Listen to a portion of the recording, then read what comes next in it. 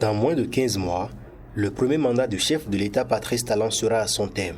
Mais au fur et à mesure qu'on s'approche de cette fin tant attendue par les partis de l'opposition, pour enfin balayer la rupture et le nouveau départ, on note une montée de zèle au niveau du chef de l'État en vue de laisser assez d'empreintes indélébiles sur le développement de la nation. Ainsi, en dehors des résultats déjà visibles pour ce quinquennat qui bientôt sera achevé, c'est à croire que Patrice Talon a l'impression qu'il n'a rien fait jusque-là.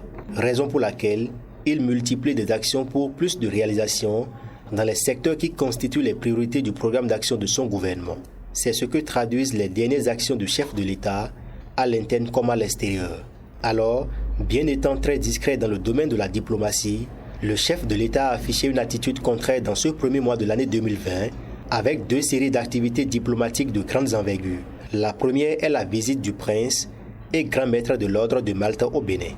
Une visite dont les retombées sont directement orientées vers le secteur de la santé. La deuxième n'est rien d'autre que la visite du chef de l'État au pays de l'oncle Sam pour rencontrer les institutions de Bretton Woods. Une telle visite de Patrice Talon aux instances qui s'occupent des finances des États du monde entier ne sera pas sans répercussion sur l'économie nationale et le monde des affaires au Bénin. Surtout avec l'assainissement du climat des affaires noté sous la rupture, ce qui fait gagner des points au Bénin dans le classement Doing Business.